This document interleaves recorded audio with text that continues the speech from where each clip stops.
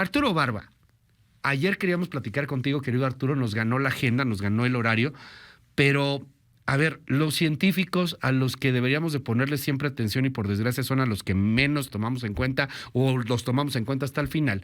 Los científicos están pidiéndole a Vladimir Putin pues que le bajemos 2 rayitas a este conflicto que por desgracia está tensándose cada vez más y más, particularmente frente a esto, una amenaza nuclear. Arturo, qué gusto escucharte. ¿Qué dice la ciencia en torno al conflicto que estamos viviendo y qué opinión te merece todo esto? ¿Cuál es tu lectura, querido Arturo? Buen día.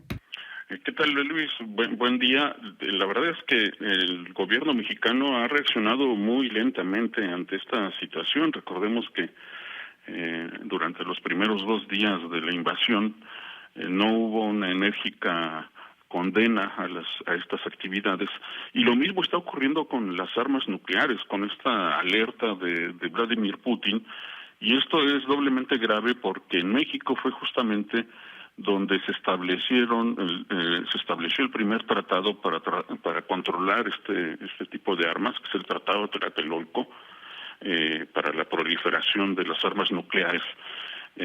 Ya desde hace más de un día debió haberse condenado esta alerta de Putin. Esperemos que lo haga. No se puede dejar de lado porque en México nació este intento de controlar la proliferación de armas nucleares. El Tratado de Tlatelolco es muy importante y no se ha dicho nada, ¿no? Hasta ahorita. Esperemos que reaccionen, quizá el día de hoy, quizá en los próximos días, pero es realmente muy grave. Puede ser una bravuconada de Vladimir Putin, pero puede no serlo, ¿no? Porque, como bien señalas, es el segundo país con más armas nucleares en el planeta, después de Estados Unidos. Y ante los resultados que ha tenido esta invasión, que no se lo esperaba Vladimir Putin, y que lo más seguro es que se recrudezca todo este conflicto bélico y que las personas más afectadas van a ser los ucranianos. Y justamente los propios científicos rusos se han manifestado en contra de esta invasión. Ya van más de casi 6,000 científicos rusos y periodistas de ciencia de Rusia, que son muy numerosos y muy importantes allá, se manifestaron a través de una carta y pidieron que se cesaran ya, se eliminaran ya las operaciones militares dirigidas en Ucrania, porque esta actividad va a convertir en parias, es un país paria, y esto va a afectar directamente a los científicos porque la comunidad científica internacional ha trabajado siempre en colaboración, y ahora con estas actividades Rusia va a quedar aislado del resto del mundo, y esto va a afectar tecnológica, cultural y científicamente a Rusia. Esta carta que se publicó en un portal independiente de noticias científicas, se está sumando cada vez más investigadores. Como te digo, Luis, no son investigadores de Rusia los que se oponen y llaman al cese de hostilidades, y señalan que ante esta actividad bélica de Vladimir Putin, se puede caer en una nueva guerra europea, ¿no? Esto puede crecer, y esto va en contra de la lucha que emprendió Ucrania junto con Rusia para liberar a Europa y al mundo del nazismo, y ahora otra vez está cayendo en una conflagración que puede crecer sin lugar a dudas. Y Ucrania no se queda atrás en el asunto de ciencia y tecnología, Luis. Hay inventos de uso cotidiano que surgieron en Ucrania, por ejemplo el helicóptero, también el disco compacto, la soldadura eléctrica automatizada, el tranvía eléctrico, son algunos de los desarrollos tecnológicos que han surgido de Ucrania. Y aquí en México también tenemos el legado de un gran científico, se llamó Marcos Moschinsky, que fue un gran físico en la UNAM, fue uno de los grandes impulsores de la física nuclear en nuestro país, de origen ucraniano, y Además, la comunidad científica de Ucrania es más grande que la mexicana, Luis, es 2 veces más grande, son 60,000 científicos. Aquí en México tenemos poco más de 31,000 investigadores, allá son 60,000. A pesar de este proceso de separación, esta anexión de Crimea y esta guerra de los territorios prorrusos en Donbass, tuvieron que moverse, emigrar 12,000 investigadores de Ucrania a otras zonas. Aún así, el potencial científico de Ucrania es muy importante.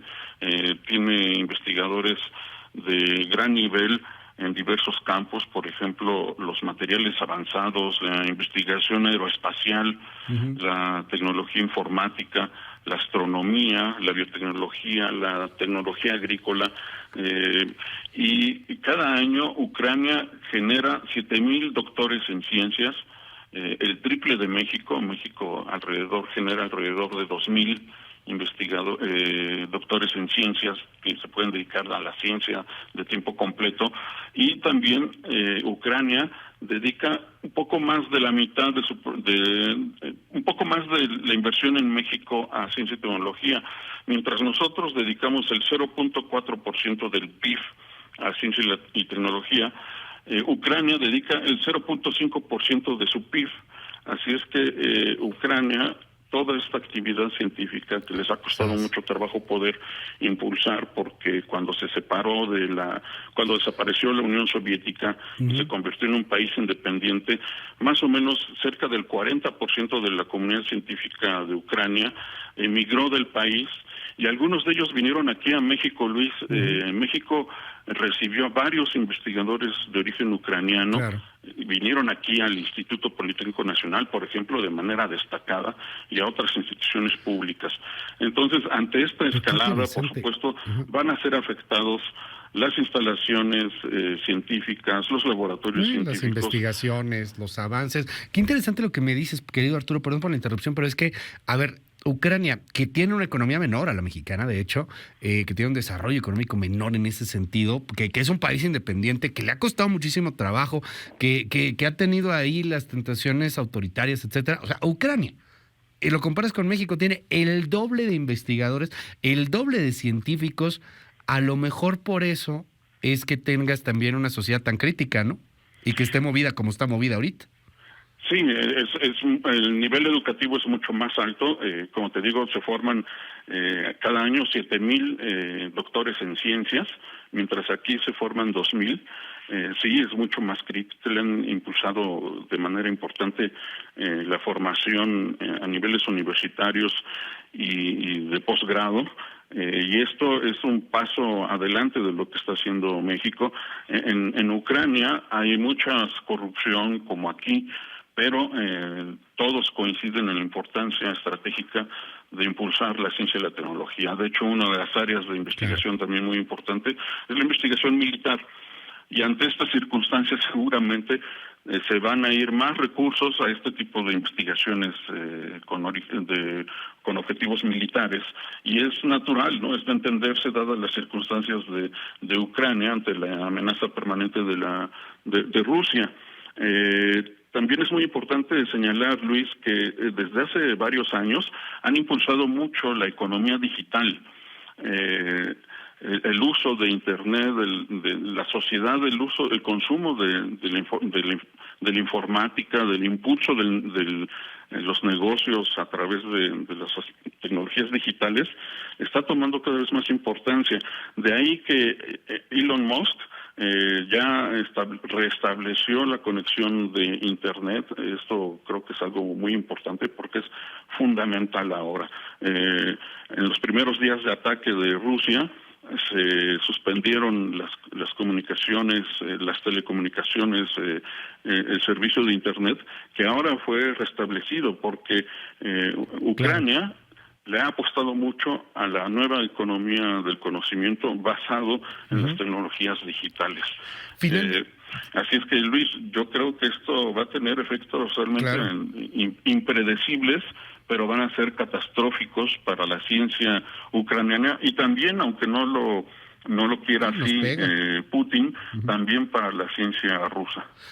Definitivamente por los bloqueos, por el aislamiento, por muchas cosas, que es una lástima por el tema de ciencia y por el tema del pueblo, porque una cosa es el pueblo ruso y otra cosa muy distinta es Vladimir Putin y es el Kremlin y es el gobierno y son los oligarcas, etcétera, etcétera. Oye, finalmente, Arturo, porque te lo preguntan mucho aquí en el WhatsApp, perdón por ser pero sí nos matamos con las bombas nucleares que tiene Rusia y tiene Estados Unidos y tiene Irán y tiene Corea del Norte, etcétera. O sea, ¿qué nos puedes decir en torno a ese tema en particular que preocupa mucho a los científicos? El asunto de que ya estemos empezando a jugar con amenazas nucleares, así sea un mismo bluff, hoy día tenemos la capacidad pues de acabar con nosotros, de suicidarnos como humanidad, pues. Sí, de hecho, el poderío militar podría destruir 4 planetas enteros, Luis. Ah, caray, buen dato. Otra vez, 4 planetas enteros. O sea, tenemos lo suficiente para acabar con 4 tierras. Sí, así es. Y cada bomba, por pequeña que sea, es 100 veces más poderosa que la bomba lanzada en Hiroshima y Nagasaki. El potencial destructivo de las armas nucleares se ha multiplicado. Y por supuesto, no necesita Vladimir Putin llevar las armas nucleares a Bielorrusia, así como tampoco la OTAN llevarlas a Ucrania. Ya donde están ahorita, en los territorios de Rusia y de Estados Unidos, es suficiente para alcanzar cualquier rincón del planeta.